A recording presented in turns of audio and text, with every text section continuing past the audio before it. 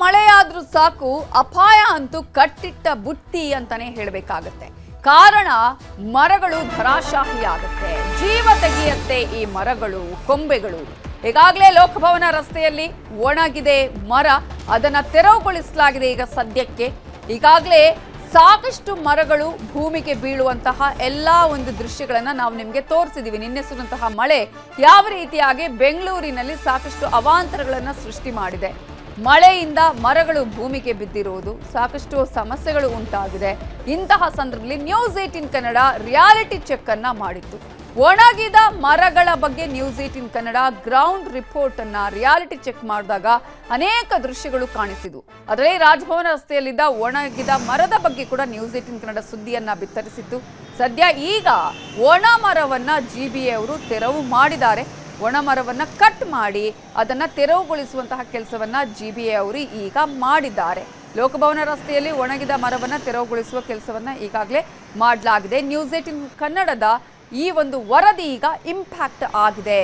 ಈಗಾಗಲೇ ನಾವು ಬೆಳಗಿನಿಂದಲೂ ಕೂಡ ರಿಯಾಲಿಟಿ ಚೆಕ್ ಮಾಡಿದ್ವಿ, ಏನೇನಾಗಿದೆ, ಎಷ್ಟು ಒಣಗಿದ ಮರಗಳಿದೆ, ಯಾವುದೆಲ್ಲ ಅನಾಹುತಗಳಿಗೆ, ಅಪಾಯಗಳಿಗೆ ಇದು ಕಾರಣ ಆಗಬಹುದು ಅನ್ನುವಂಥದ್ದು. ಸೊ ಈಗ ಲೋಕಭವನ ರಸ್ತೆಯಿಂದ ನಮ್ಮ ಪ್ರತಿನಿಧಿ ಪ್ರತ್ಯಕ್ಷ ವರದಿಯನ್ನ ಕೊಟ್ಟಿದ್ದಾರೆ. ಇದು ನ್ಯೂಸ್ 18 ನ ಬಿಗ್ ಇಂಪ್ಯಾಕ್ಟ್ ಸ್ಟೋರಿ. ಒಣ ಮರದ ಬಗ್ಗೆ ಬೆಳಿಗ್ಗೆ ಅಷ್ಟೇ ನ್ಯೂಸ್ 18 ನಲ್ಲಿ ಒಂದು ಸುದ್ದಿ ಪ್ರಸಾರವಾಗಿತ್ತು. ಏನು ಲೋಕಭವನ ರಸ್ತೆಯಲ್ಲಿದ್ದಂತ ಈ ಒಂದು ಒಣ ಮರ ಏನಿತ್ತು, ಇದು ಬೃಹತ್ ಗಾತ್ರದ ಮರ ಆಗಿತ್ತು. ಆದ್ರೆ ಈ ಒಂದು ಮರ ಒಣಗೋಗಿದ್ರು ಕೂಡ ಅದನ್ನ ತೆರವು ಮಾಡೋದಕ್ಕೆ GBA ಅಧಿಕಾರಿಗಳು ಕೂಡ ಮೀನಾಮೇಷ ಎಣಿಸ್ತಾ ಇದ್ರು. ಆದ್ರೆ ಇವತ್ತು ಬೆಳಿಗ್ಗೆ ಸುದ್ದಿ ಪ್ರಸಾರವಾಗ್ತಾ ಇದ್ದಂತೆ ಕೂಡಲೇ ಆಗಮಿಸಿರುವಂತಹ GBA ಅಧಿಕಾರಿಗಳು ಈಗ ಈ ಒಂದು ಒಣ ಮರವನ್ನ ತೆರವು ಮಾಡಿ ಈಗ ಸಂಪೂರ್ಣವಾಗಿ ಕಟ್ ಮಾಡಿ ತೆಗೆದುಕೊಂಡು ಹೋಗಿರೋದು ಕೂಡ ಇಲ್ಲಿ ಕಾಣಬಹುದಾಗಿದೆ. ಏನು ಲೋಕಭವನ ರಸ್ತೆಯಲ್ಲಿ ವಿಪರೀತ ವಾಹನ ಸಂಚಾರ ಇರುತ್ತೆ, ಮತ್ತೆ ವಾಹನ ದಟ್ಟಣೆ ಕೂಡ ಹೆಚ್ಚಾಗಿರುತ್ತೆ. ಮತ್ತೆ ಇಲ್ಲಿ ಫುಟ್ಪಾತ್ ಮೇಲೆ ಕೂಡ ನಿತ್ಯ ನೂರಾರು ಜನ ಓಡಾಡ್ತಾ ಇರ್ತಾರೆ. ಇಂಥ ಒಂದು ರಸ್ತೆಯಲ್ಲಿ ಈ ಒಂದು ಬೃಹತ್ ಗಾತ್ರದ ಒಣಮರ ಸುಮಾರು ದಿನಗಳಿಂದ ಇಲ್ಲೇ ಇರ್ತಾ ಇತ್ತು. ಆದ್ರೆ ಈಗ ಮಳೆಗಾಲ ಶುರುವಾಗಿರೋದ್ರಿಂದ ಒಂದ್ ವೇಳೆ ಈ ಒಂದು ಒಣಮರ ಏನಾದರೂ ರಸ್ತೆ ಮೇಲೆ ಅಥವಾ ಫುಟ್ಪಾತ್ ಮೇಲೆ ಬಿದ್ದು ಸಾರ್ವಜನಿಕರಿಗೆ ಅಥವಾ ಪಾದಚಾರಿಗಳಿಗೆ ಏನಾದರೂ ಅನಾಹುತ ಕೂಡ ಆಗುವಂತ ಸಾಧ್ಯತೆಗಳು ಕೂಡ ಹೆಚ್ಚಾಗಿತ್ತು. ಈ ಬಗ್ಗೆ ಇವತ್ತು ಬೆಳಗ್ಗೆ ನ್ಯೂಸ್ 18 ನಲ್ಲಿ ಒಂದು ವಿಸ್ತೃತವಾದ ಒಂದು ವರದಿ ಕೂಡ ಪ್ರಸಾರ ಆಗಿತ್ತು. ಆ ಬಳಿಕ ಈಗ GBA ಅಧಿಕಾರಿಗಳು ಕೂಡ ಎಚ್ಚೆತ್ತುಕೊಂಡು ಈ ಒಂದು ಒಣಮರವನ್ನ ತೆರವು ಮಾಡಿದ್ದಾರೆ. ಅದೇ ರೀತಿಯಾಗಿ ಇನ್ನು ಕೂಡ ಮುಂದೆ ಎರಡು ಸಣ್ಣದಾಗಿರುವಂತಹ ಎರಡು ಒಣ ಮರಗಳು ಕೂಡ ಇದ್ದು ಅವುಗಳನ್ನು ಕೂಡ ಈಗ ತೆರವು ಮಾಡುವಂತಹ ಒಂದು ಅವಶ್ಯಕತೆ ಕೂಡ ಈಗ ಎದುರಾಗಿದೆ. ಯಾಕಂದ್ರೆ ಅವು ಸಣ್ಣ ಮರ ಇರಬಹುದು, ಆದ್ರೆ ಫುಟ್ಪಾತ್ ಮೇಲೆ ಯಾರಾದ್ರೂ ಓಡಾಡಬೇಕಾದ್ರೆ ಆ ಮರಗಳು ಕೂಡ ಏನಾದ್ರೂ ಬೀಳಬಹುದು, ಅದರಿಂದ ಹಾನಿ ಕೂಡ ಆಗುವಂತಹ ಒಂದು ಸಾಧ್ಯತೆಗಳು ಕೂಡ ಹೆಚ್ಚಾಗಿರುತ್ತದೆ. ಸದ್ಯ ಈಗ ಈ ಒಂದು ರಸ್ತೆಯಲ್ಲಿದ್ದಂತಹ ಒಂದು ಮರವನ್ನು ತೆರವು ಮಾಡಿ GBA ಅಧಿಕಾರಿಗಳು ಇಲ್ಲಿ ವಾಹನ ಸವಾರರು ಮತ್ತೆ ಪಾದಚಾರಿಗಳಿಗೆ ಇದ್ದಂತಹ ಒಂದು ಟೆನ್ಷನ್ ಅನ್ನ ದೂರ ಮಾಡಿದ್ದಾರೆ. ಕ್ಯಾಮರಾ ಪರ್ಸನ್ ವೆಂಕಟೇಶ್ವರ ಜೊತೆ ಮುನಿರಾಜು, ನ್ಯೂಸ್ 18 ಬೆಂಗಳೂರು. ನಂದಿನಿ ಲೇಔಟ್ ಸುತ್ತಮುತ್ತ ಡೇಂಜರ್ ಮರಗಳಿವೆ, ಬುಡಟೊಳ್ಳಾಗಿದೆ, ಯಾವಾಗ ಬೇಕಾದ್ರೂ ಕೂಡ ಬೀಳುವಂತಹ ಸಾಧ್ಯತೆ ಇದೆ. ನ್ಯೂಸ್ 18 ನಲ್ಲಿ ಡೇಂಜರ್ ಮರಗಳ ರಿಯಾಲಿಟಿ ಚೆಕ್ ಮಾಡಿದಾಗ ಒಂದೊಂದು ಏರಿಯಾದಲ್ಲಿ ಅಪಾಯಕಾರಿ ಮರಗಳು ಕೂಡ ಕಾಣಿಸಿದೆ. ಇದು ಅಪಾಯಕ್ಕೆ ಆಹ್ವಾನವನ್ನ ಕೊಡುವ ಹಾಗಿದೆ. ಆದ್ರೆ ನಮ್ಮ GBA ಅವರಿಗೆ ಅದು ಕಾಣಿಸ್ತಾ ಇಲ್ಲ. ಯಾವ ರೀತಿಯಾಗಿ ಮರಗಳು ಸಮಸ್ಯೆಗೆ ಕಾರಣ ಆಗಬಹುದು ಅನ್ನೋದನ್ನ ಮೊದಲೇ ಅವರು ಅದನ್ನ ಗಮನಿಸಿ ಅದನ್ನ ತೆರವುಗೊಳಿಸುವ ಕೆಲಸ ಮಾಡಬೇಕಾಗತ್ತೆ. ಆದ್ರೆ ಅಪಾಯಕ್ಕೆ ಆಹ್ವಾನವನ್ನ ಕೊಡ್ತಿದ್ರು ಕೂಡ ಅಧಿಕಾರಿಗಳು ಮಾತ್ರ ಜಾಣ ನಿದ್ರೆಯಲ್ಲಿದ್ದಾರೆ, ಮೌನಕ್ಕೆ ಶರಣಾಗಿದ್ದಾರೆ. ಘಟನೆಗಳ ಆದ ಬಳಿಕ ಎಚ್ಚೆತ್ತುಕೊಳ್ಳೋದಕ್ಕಿಂತ ಮುಂಚೆ ಎಚ್ಚೆತ್ತುಕೊಂಡ್ರೆ ಅಟ್ಲೀಸ್ಟ್ ಆಗುವಂತಹ ಅಪಾಯಗಳು ಎಷ್ಟೋ ಜೀವಗಳು ಉಳಿಯುತ್ತೆ. ಅನಾಹುತ ಆದ್ಮೇಲೆ ಎಚ್ಚೆತ್ತುಕೊಳ್ತಾರೆ GBA ಅಧಿಕಾರಿಗಳು. ಪ್ರತಿ ಬಾರಿ ಕೂಡ ಇಂತಹ ಅಪಾಯಕಾರಿ ಮರಗಳ ತೆರವಿಗೆ ನಿರ್ಲಕ್ಷ್ಯ ಯಾಕೆ ಅನ್ನುವಂತಹ ಪ್ರಶ್ನೆ ನಮ್ದು. ಸೊ ಇನ್ನು ಈ ಒಂದು ಸ್ಥಳದಿಂದ ನಮ್ಮ ರಿಪೋರ್ಟರ್ ಶರಣು ಹಂಪಿ ಪ್ರತ್ಯಕ್ಷ ವರದಿ ಕೊಟ್ಟಿದ್ದಾರೆ. ಸಿಲಿಕಾನ್ ಸಿಟಿ ಬೆಂಗಳೂರಿನಲ್ಲಿ ನಿನ್ನೆ ರಾತ್ರಿ ಸುರಿದಂತ ಬಿರುಗಾಳಿ ಸಹಿತ ಮಳೆಗೆ ರಸ್ತೆಗೆ ಗಿಡ ಮರಗಳೆಲ್ಲವೂ ಕೂಡ ಧರೆಗುರುಳ್ತಾ ಇದಾವೆ. ಅದರಲ್ಲೂ ಕೂಡ ತುಂಬಾ ಹಳೆಯದಾದಂತ ಗಿಡ ಮರಗಳೇನಿದಾವೆ ಅದರ ರೆಂಬೆ ಕೊಂಬೆಗಳೆಲ್ಲವೂ ಕೂಡ ರಸ್ತೆಗೆ ಬಿದ್ದು ಸಾಕಷ್ಟು ಹಾನಿ ಆಗ್ತಾ ಇದೆ. ರಸ್ತೆ ಪಕ್ಕದಲ್ಲಿದ್ದಂತ ವೆಹಿಕಲ್ಗಳೆಲ್ಲವೂ ಕೂಡ ಜಖಮ್ ಆಗ್ತಾ ಇದೆ. ಇದು ಒಂದ್ ಕಡೆಗಾದ್ರೆ ಮತ್ತೊಂದು ಕಡೆಗೆ ಡೇಂಜರ್ ಮರಗಳು ಕೂಡ ಇದಾವೆ. ಅವು ಯಾವಾಗಾದ್ರೂ ಕೂಡ ಬಲಿ ತೆಗೆದುಕೊಳ್ಬಹುದು, ಯಾವಾಗಾದ್ರೂ ಕೂಡ ತೊಂದರೆ ಆಗಬಹುದು ಜನಸಾಮಾನ್ಯರಿಗೆ. ಆ ರೀತಿಯಾದಂತ ಗಿಡ ಮರಗಳು ಯಾವಿದಾವೆ ಅವುಗಳನ್ನ news 18 Kannada reality check ground report ಮೂಲಕ ಸೂಸುವಂತ ಕೆಲಸವನ್ನ ಮಾಡ್ತಾ ಇದೀವಿ. ನಾವೀಗ ಇರೋದು ನಂದಿನಿ ಲೇಔಟ್ನಲ್ಲಿ, ಪೊಲೀಸ್ ಸ್ಟೇಷನ್ ಹಿಂಭಾಗದಲ್ಲಿರುವಂತ ಈ ನಂದಿನಿ ಲೇಔಟ್ನ ಪಾರ್ಕ್ ಏನಿದೆ, ಪಾರ್ಕ್ ಸುತ್ತಲೂ ಇರುವಂತ ಗಿಡ ಮರಗಳಲ್ಲ, ಅದ್ರೂ ಕೂಡ ಬೃಹದಾಕಾರವಾದಂತ ಮರ. ಈ ಮರದ ಕೆಳಭಾಗ ನೀವು ನೋಡ್ತಾ ಹೋದ್ರೆ ನಿಮಗೆ ಏನೂ ಇಲ್ಲ, ಬುಡನೆ ಆಲ್ಮೋಸ್ಟ್ ಎಲ್ಲದೂ ಕೂಡ ಟೊಳ್ಳಾಗಿ ಇರುವಂತ ದೃಶ್ಯಗಳು ಕಂಡು ಬರ್ತಾ ಇದೆ. ಹೀಗೆ ಕೈಯಲ್ಲೇ ಕಿತ್ತು ಬರ್ಬೋದು. ಆ ರೀತಿಯಾಗಿ ತೊಗಟೆಗಳೆಲ್ಲವೂ ಕೂಡ ಕಿತ್ತು ಬರ್ತಾ ಇದೆ. ಇದಕ್ಕೆ ಬಹಳ ಪ್ರಮುಖ ಕಾರಣ ಏನಂದ್ರೆ ಮೇಲ್ಭಾಗ ನೋಡಿದ್ರೆ ಹಸಿರುಮಯ ಆಗಿ ಕಾಣ್ತಾ ಇದೆ, ಬಟ್ ಕೆಳಗಡೆ ಸಂಪೂರ್ಣವಾಗಿ ಟೊಳ್ಳಾಗಿದೆ. ಇನ್ನು ರೆಂಬೆ ಕೊಂಬೆಗಳ ಪರಿಸ್ಥಿತಿನೂ ಕೂಡ ಅದೇ ರೀತಿಯಾಗಿದೆ. ಯಾಕೆ ಅಂದ್ರೆ ಇದಕ್ಕೆ ನಿಮ್ ಬೇರೆ ಸುತ್ತಮುತ್ತಲಿರುವಂತದ್ದು ಪ್ರೊಟೆಕ್ಷನ್ ಇಲ್ಲದೆ ಇರೋದೇ ಬಹಳ ಪ್ರಮುಖವಾದಂತ ಕಾರಣ. ಯಾಕಂದ್ರೆ ನೀರ್ಗಾಲುವೆಗಳ ರೀತಿಯಾಗಿ ಇದೆ, ಯಾವುದೇ ರೀತಿಯಾಗಿ ಮೇಲ್ಭಾಗದಿಂದ ಮಳೆ ನೀರು ಏನಾದ್ರು ಬಂದ್ರೆ ಇದರ ಮೂಲಕನೇ ನೀರು ಹಾದು ಹೋಗುತ್ತೆ. ಆ ಕಾರಣಕ್ಕಾಗಿ ಈ ಬೇರು ಇರುವಂತಹ ಜಾಗ ಏನಿದೆ ಪ್ರೊಟೆಕ್ಷನ್ ಇಲ್ಲದೆ ಇರೋ ಕಾರಣಕ್ಕಾಗಿ ಈ ಮರ ಯಾವಾಗಾದ್ರೂ ಕೂಡ ಬೀಳಬಹುದು. ಆ ರೀತಿಯಾದಂತಹ ಪರಿಸ್ಥಿತಿ ನಿರ್ಮಾಣ ಆಗ್ತಾ ಇದೆ. ಕೇವಲ ಈ ದೊಡ್ಡ ಬೃಹದಾಕಾರವಾದಂತ ಮರ ಮಾತ್ರ ಅಲ್ಲ, ಸಾಕಷ್ಟು ಕಡೆಗೆ ಈ ರೀತಿ ಡೇಂಜರ್ ಮರಗಳಿದಾವೆ. ಎಲ್ಲಾ ಡೇಂಜರ್ ಮರಗಳೆಲ್ಲವನ್ನೂ ಕೂಡ ನೀವು ವೆಕೆಟ್ ಮಾಡಿ ಅವುಗಳನ್ನೆಲ್ಲವನ್ನು ಕೂಡ ಕಟ್ ಮಾಡಿ ಅಂತ ಹೇಳ್ತಾ ಇಲ್ಲ. ಇರುವಂತ ಮರಗಳೇನಿದಾವೆ ಇವುಗಳನ್ನ ಪುನಶ್ಚೇತನ ಮಾಡುವಂತ ಕಾರ್ಯನೂ ಕೂಡ ಆಗ್ಬೇಕು. ಆ ರೀತಿ ಏನಾದ್ರೂ ಆದ್ರೆ ಮರಗಳನ್ನ ಉಳಿಸುವಂತ ಕೆಲಸನೂ ಕೂಡ ಆಗ್ಬೋದಾಗಿದೆ. ಇಲ್ಲವೇ ತುಂಬಾನೇ ಡೇಂಜರ್ ಇರುವಂತ ಈ ರೀತಿ ಮರಗಳಿಂದವೆ ಇನ್ನೊಂದು ಮಳೆ ಏನಾದ್ರೂ ಬಂತಂದ್ರೆ ಯಾವಾಗಾದ್ರೂ ಯಾವ ಕ್ಷಣದಲ್ಲಾದ್ರೂ ಕೂಡ ಬೀಳ್ಬಹುದು. ಈ ರೀತಿ ಸಣ್ಣ ಮಕ್ಕಳೆಲ್ಲರೂ ಕೂಡ ಆಟ ಆಡ್ತಾ ಇರ್ತಾರೆ. ಆ ರೀತಿ ಏನಾದ್ರೂ ಮಳೆ ಸಂದರ್ಭದಲ್ಲಿ ಏನಾದ್ರೂ ಬಿತ್ತು ಅಂದ್ರೆ, ಹಾನಿ ಆದ್ರೆ, ಜೀವ ಹೋದ್ರೆ ಯಾರು ಬಲಿ? ಈ ಪ್ರಶ್ನೆಗೆ ಸರ್ಕಾರ ಉತ್ತರ ನೀಡಬೇಕು. ಕ್ಯಾಮರಾ ಪರ್ಸನ್ ವಿಶ್ವನಾಥ್ ಹಾವೇರಿ ಜೊತೆ ಶರಣು ಹಂಪಿ, ನ್ಯೂಸ್ 18. ಇನ್ನು ವಯಾಲಿ ಕಾವಲ್ನಲ್ಲೂ ಭೂಮಿಗೆ ಬಿದ್ದಿದೆ ಮರ, ಧರೆ ಗುರುಳಿದೆ. ಮರ ಬಿದ್ದ ರಭಸಕ್ಕೆ ಒಂದು ಬೈಕ್ ಜಖಮ್ ಆಗಿದೆ, ಕಾರ್ ಜಖಮ್ ಆಗಿದೆ. ಮರ ಬಿದ್ದು ಮನೆಯ ಗ್ರಿಲ್ಸ್ ಕಾಂಪೌಂಡ್ ಜಖಂಗೊಂಡಿದೆ. ವಯಾಲಿ ಕಾವಲ್ನಲ್ಲೂ ಧರೆ ಗುರುಳಿದೆ ಮರ. ವಯಾಲಿ ಕಾವಲ್ನ 13ನೇ ಕ್ರಾಸ್ನಲ್ಲಿ ಈ ಘಟನೆ ನಡೆದಿದೆ. ಮರ ಬಿದ್ದಂತಹ ರಭಸಕ್ಕೆ ಮನೆಯ ಗ್ರಿಲ್ಸ್ ಕಾಂಪೌಂಡ್ ಜಖಮ್ ಆಗಿದೆ, ಒಂದು ಕಾರ್ ಜಖಮ್ ಆಗಿದೆ, ಒಂದು ಬೈಕ್ ಜಖಂಗೊಂಡಿದೆ. ಈಗಾಗಲೇ ಮರ ಬಿದ್ದು 3 ವಿದ್ಯುತ್ ಕಂಬಗಳು ಕೂಡ ಜಖಂಗೊಂಡಿದ್ದು, ವಿದ್ಯುತ್ ತಂತಿಯನ್ನ ತೆರವು ಮಾಡಿ ಮರ ತೆರವು ಕೆಲಸವನ್ನ ಈಗಾಗಲೇ ಅಧಿಕಾರಿಗಳು ಮಾಡಿಸಿದ್ದಾರೆ. ಈಗ ಸಿಬ್ಬಂದಿ ಆ ಒಂದು ಮರವನ್ನ ತೆರವುಗೊಳಿಸಿದ್ದಾರೆ. ಆದರೆ ಸಾಕಷ್ಟು ಅಪಾಯ ಅಂತೂ ಇದ್ದೇ ಇರೋದನ್ನ ನಾವು ಗಮನಿಸ್ತಾ ಇದ್ದೀವಿ. ಸಾಕಷ್ಟು ದಿನಗಳಿಂದಲೂ ಕೂಡ ಇವತ್ತು ಮಳೆ ಬರುತ್ತೆ, ನಾಳೆ ಬರುತ್ತೆ ಅನ್ನುವಂತಹ ಒಂದು ಗೊತ್ತಿದ್ರೂ ಕೂಡ ಮಳೆ ಸಂದರ್ಭದಲ್ಲಿ ಏನೆಲ್ಲ ಅನಾಹುತಗಳು ಆಗತ್ತೆ, ಅದನ್ನ ತೆರವುಗೊಳಿಸುವ ಕೆಲಸ ನಾವು ಹೇಗೆ ಮಾಡಬೇಕು ಅನ್ನೋದನ್ನ ಇನ್ನೂ ಕೂಡ ಅಧಿಕಾರಿಗಳು ಸಿಬ್ಬಂದಿ ಮಾಡದೇ ಇರೋದು ದುರದೃಷ್ಟಕರ. ಇನ್ನು ವಯಾಲಿ ಕಾವಲ್ನ ಈ ಒಂದು ಪರಿಸ್ಥಿತಿ ಹೇಗಿದೆ ಅನ್ನೋದ್ರ ಬಗ್ಗೆ ಪ್ರತ್ಯಕ್ಷ ವರದಿಯನ್ನ ಕೊಟ್ಟಿದ್ದಾರೆ ನಮ್ಮ ರಿಪೋರ್ಟರ್ ಮುನಿರಾಜು. ಬೆಂಗಳೂರಿನಲ್ಲಿ ನಿನ್ನೆ ಸಂಜೆ ಸುರಿದ ಧಾರಾಕಾರ ಮಳೆಯಿಂದಾಗಿ ಬೃಹತ್ ಗಾತ್ರದ ಮರವೊಂದು ರಸ್ತೆ ಮೇಲೆ ಉರುಳು ಬಿದ್ದಿದೆ. ನಗರದ ವೈಯಾಲಿ ಕಾವಲ್ ಬಳಿ ಇರುವಂತಹ 13ನೇ ಕ್ರಾಸ್ ಏನಿದೆ, ಈ ಒಂದು ಕ್ರಾಸ್ ನಲ್ಲಿರುವಂತಹ ಈ ಮನೆ ಮೇಲೆ ಈ ಒಂದು ಬೃಹತ್ ಗಾತ್ರದ ಮರ ಬಿದ್ದಿರೋದು ಕೂಡ ನಾವು ನೋಡಬಹುದಾಗಿದೆ. ಏನು ಬುಡ ಸಮೇತ ಈ ಒಂದು ಮರ ಏನು ಕುಸಿದು ಬಿದ್ದು ಒಂದು ಮನೆ ಮೇಲೆ ಬಿದ್ದಿರೋದು. ಈ ಒಂದು ಮರ ಬಿದ್ದ ಪರಿಣಾಮವಾಗಿ ಏನು 3-4 ಬೈಕ್ ಮತ್ತೆ ಒಂದು ಕಾರು ಕೂಡ ಜಖಮ್ ಆಗಿದೆ. ಮತ್ತೆ ಅದೇ ರೀತಿಯಾಗಿ ಏನು ವಿದ್ಯುತ್ ಕಂಬಗಳು ಕೂಡ ಜಖಮ್ ಆಗಿದ್ದು, ಈಗ ಬೆಸ್ಕಾಂ ಅಧಿಕಾರಿ ಮತ್ತೆ ಸಿಬ್ಬಂದಿಗಳು ಕೂಡ ಸ್ಥಳಕ್ಕೆ ಭೇಟಿ ಕೊಟ್ಟು ವಿದ್ಯುತ್ ಕಂಬಗಳನ್ನ ತೆರವು ಮಾಡುವಂತದ್ದು ಮತ್ತೆ ದುರಸ್ತಿ ಮಾಡುವಂತ ಕೆಲಸವನ್ನು ಕೂಡ ಈಗ ಮಾಡ್ತಾ ಇದ್ದಾರೆ. ಏನು ಇವತ್ತು ಬೆಳಗಿನ ಜಾವ 5:30ರ ಸುಮಾರಿಗೆ ಈ ಒಂದು ಬೃಹತ್ ಗಾತ್ರದ ಮರ ಬಿದ್ದಿರೋದು. ಎದುರುಗಡೆ ಮನೆ ಮೇಲೆ ಸಂಪೂರ್ಣ ಇಡೀ ಮರ ಬಿದ್ದಿರೋದ್ರಿಂದ ಮನೆ ಏನು ಸಂಪೂರ್ಣ ಮುಂಭಾಗ ಏನಿದೆ ಅದು ಕಂಪ್ಲೀಟ್ ಆಗಿ ಜಖಮ್ ಕೂಡ ಆಗಿದೆ. ಗೇಟ್ ಇರಬಹುದು ಮತ್ತೆ ಕಾಂಪೌಂಡ್ ಗ್ರಿಲ್ಸ್ ಇರಬಹುದು, ಎಲ್ಲವೂ ಕೂಡ ಸಂಪೂರ್ಣವಾಗಿ ಜಖಮ್ ಆಗಿದ್ದು, ಮನೆಯಲ್ಲಿ ವೃದ್ಧ ಮಹಿಳೆಯರು ಸೇರಿದಂತೆ ಇನ್ನು ಇಡೀ ಕುಟುಂಬ ಮನೆಯಲ್ಲೇ ಇದೆ. ಎಲ್ಲರೂ ಕೂಡ ಈ ಒಂದು ಮರ ಬಿದ್ದ ಪರಿಣಾಮವಾಗಿ ಭಯಭೀತರಾಗಿರುವಂತದ್ದು. ಇನ್ನೂ ಕೂಡ ಊಟ ತಿಂಡಿಗೆ ಪರದಾಡುವಂತಹ ಪರಿಸ್ಥಿತಿ ಈ ಒಂದು ಮನೆಯ ನಿವಾಸಿಗಳು ಕೂಡ ಎದುರಾಗಿದೆ. ಈಗಾಗಲೇ ಸ್ಥಳಕ್ಕೆ ಜಿಬಿಎ ಅಧಿಕಾರಿಗಳು ಕೂಡ ಭೇಟಿ ಕೊಟ್ಟು ಈ ಒಂದು ಮರ ತೆರವು ಮಾಡುವಂತಹ ಕೆಲಸವನ್ನು ಕೂಡ ಈಗ ಆರಂಭ ಮಾಡಿದ್ದಾರೆ. 5:30ರ ಸುಮಾರಿಗೆ ಈ ಒಂದು ಘಟನೆ ಕೂಡ ಆಗಿತ್ತು. ಈ ಸಂದರ್ಭದಲ್ಲಿ ರಸ್ತೆಯಲ್ಲಿ ಸಾಕಷ್ಟು ಮಂದಿ ವಾಕಿಂಗ್ ಕೂಡ ಹೋಗ್ತಾ ಇದ್ರು. ಆದ್ರೆ ಕೂದಲೆಳೆ ಒಂದು ಅಂತರದಿಂದ ಎಲ್ಲರೂ ಕೂಡ ಪಾರಾಗಿದ್ದಾರೆ. ಏನು ಸುಮಾರು 30-40ಕ್ಕೂ ಹೆಚ್ಚು ವರ್ಷಗಳ ಹಳೆಯದಾದ ಮರ ಇದಾಗಿತ್ತು. ಆದ್ರೆ ನಿನ್ನೆ ಸುರಿದ ಒಂದು ಗಾಳಿ ಮತ್ತೆ ಮಳೆಯಿಂದಾಗಿ ಈ ಒಂದು ಮರ ಬಿದ್ದಿದೆ ಅಂತೇಳಿ ಸ್ಥಳೀಯರು ಕೂಡ ಒಂದು ಆರೋಪವನ್ನು ಮಾಡ್ತಾ ಇದ್ದಾರೆ. ಅದು ಅಲ್ಲದೆ ಏನು ಪಕ್ಕದಲ್ಲೇ ಒಂದು ರಸ್ತೆ ಚರಂಡಿಯನ್ನ ತೆಗೆಯುವಂತ ಸಂದರ್ಭದಲ್ಲಿ ಕೂಡ ಏನು ಸಾಕಷ್ಟು ಮರಕ್ಕೆ ಹಾನಿಯಾಗಿತ್ತು. ಅದರಿಂದ ಇದು ಬುಡ ಸಮೇತ ಬಿದ್ದಿದೆ ಅಂತೇಳಿ ಒಂದು ಆರೋಪವನ್ನು ಕೂಡ ಮಾಡ್ತಾ ಇರೋದು. ಸದ್ಯ ಈಗಾಗಲೇ ಇಲ್ಲಿ ಸಾಕಷ್ಟು ಹಾನಿ ಮತ್ತೆ ಲಕ್ಷಾಂತರ ರೂಪಾಯಿ ನಷ್ಟ ಕೂಡ ಉಂಟಾಗಿರೋದ್ರಿಂದ ಅಧಿಕಾರಿಗಳು ಭೇಟಿ ಕೊಟ್ಟು ಈ ಒಂದು ಘಟನೆ ಬಗ್ಗೆ ಪರಿಶೀಲನೆ ಕೂಡ ಮಾಡ್ತಾ ಇದ್ದಾರೆ. ಕ್ಯಾಮರಾ ಪರ್ಸನ್ ವೆಂಕಟೇಶ್ವರ ಜೊತೆ ಮುನಿರಾಜು, ನ್ಯೂಸ್ 18 ಬೆಂಗಳೂರು. ಸೊ ಒಂದ್ ಕಡೆ ಈಗಾಗಲೇ ನಿನ್ನೆ ಸುರಿದಂತಹ ಮಳೆಯಿಂದ ಬೆಂಗಳೂರಾದಂತಹ ಅನಾಹುತಗಳು, ಅವಾಂತರಗಳು, ಎಚ್ಚೆತ್ತುಕೊಳ್ಳಬೇಕಾದಂತಹ ಸ್ಥಳಗಳು ಇವೆಲ್ಲದರ ಬಗ್ಗೆ ಮಾಹಿತಿಯನ್ನ ಕೊಟ್ವಿ. ಒಂದ್ ಕಡೆ ಮಳೆ ಅಬ್ಬರ ಆದ್ರೆ ಮತ್ತೊಂದ್ ಕಡೆ ನೀರಿಗೆ ಹಾಹಾಕಾರ. ಬಿಸಿಲಿನ ತಾಪಕ್ಕೆ ಖಾಲಿಯಾಗಿದೆ ಹಿರೇಹಳ್ಳ ಡ್ಯಾಂ. ಕೊಪ್ಪಳದ ಕಿನ್ನಾಳ ಮುದ್ಲಾಪುರದಲ್ಲಿರುವಂತಹ ಹಿರೇಹಳ್ಳ ಡ್ಯಾಂ ಈಗ ಬಿಸಿಲಿನ ತಾಪಕ್ಕೆ ಖಾಲಿಯಾಗಿದೆ. ಈ ಒಂದು ನೀರಿನ ಹೊರತೆ ಏನಿತ್ತು ಅದು ಒಂಚೂರು ಇಲ್ಲ. ಈಗ 1.97 TMC ಸಾಮರ್ಥ್ಯವನ್ನು ಹೊಂದಿತ್ತು ಹಿರೇಹಳ್ಳ ಡ್ಯಾಂ. ಡ್ಯಾಂನಲ್ಲಿ ನೀರೇ ಇಲ್ಲದೆ ನೀರಿಗಾಗಿ ಜನ ಈಗ ಪರದಾಟವನ್ನ ಮಾಡ್ತಿದ್ದಾರೆ, ಹಾಹಾಕಾರವನ್ನ ಪಡ್ತಾ ಇದ್ದಾರೆ. ಅದರಲ್ಲೂ ಪ್ರಮುಖವಾಗಿ ಇದು ಸಾಕಷ್ಟು ಬೆಳೆಗೆ ನೀರನ್ನು ಒದಗಿಸ್ತಾ ಇತ್ತು. 20,000 ಎಕರೆ ಜಮೀನಿಗೆ ನೀರನ್ನು ಒದಗಿಸುವಂತಹ ಡ್ಯಾಮ್ ಅಲ್ಲಿ ಇದೀಗ ನೀರೇ ಇಲ್ಲ. ಇದು ಹಲವು ವರ್ಷಗಳ ಬೇಡಿಕೆ. ಜಲಾಶಯವನ್ನ ಇನ್ನಷ್ಟು ಎತ್ತರಿಸಬೇಕು ಅನ್ನುವಂತಹ ಆಗ್ರಹ, ಜಲಾಶಯದಲ್ಲಿರುವ ಹೂಳು ತೆಗಿಬೇಕು ಅನ್ನುವ ಆಗ್ರಹವನ್ನ ಆ ಭಾಗದ ಜನ ಮಾಡ್ತಾನೆ ಇದ್ದಾರೆ. ನೀರಿಲ್ಲದೆ ಇದೀಗ ಜನ ಜಾನುವಾರುಗಳು ಪರದಾಡಬೇಕಾದಂತಹ ಪರಿಸ್ಥಿತಿ ನಿರ್ಮಾಣ ಆಗಿದೆ. ಆಗ ಅಂದ್ರೆ SM ಕೃಷ್ಣ ಅವರಿರುವಂತಹ ಸಂದರ್ಭದಲ್ಲೇ ಇದನ್ನ ಎತ್ತರ ಮಾಡಬೇಕು ಅನ್ನುವಂತಹ ಒಂದು ಬೇಡಿಕೆಯನ್ನು ಇಡಲಾಗಿತ್ತು. ಎತ್ತರಿಸುವಂತಹ ನಿರ್ಧಾರವನ್ನು ಕೂಡ ಕೈಗೊಳ್ಳಲಾಗಿತ್ತು. ಹಿರೇಹಳ್ಳ ಐತಲ್ಲ, ಅಲ್ಲಿ ಓವರ್ಫ್ಲೋ ಆಗುತ್ತೆ. ಓವರ್ಫ್ಲೋ ಆಗೋದ್ರಿಂದ ನಮ್ಮೂರಿಗೆ ನೀರು ಬರೋಲ್ಲ. ಬಟ್ ಅಲ್ಲಿಗೆ ಅಷ್ಟೇ ಸೀಮಿತ ಆಗೈತೆ ಅದು ಹಿರೇಹಳ್ಳ ಕೆರೆ.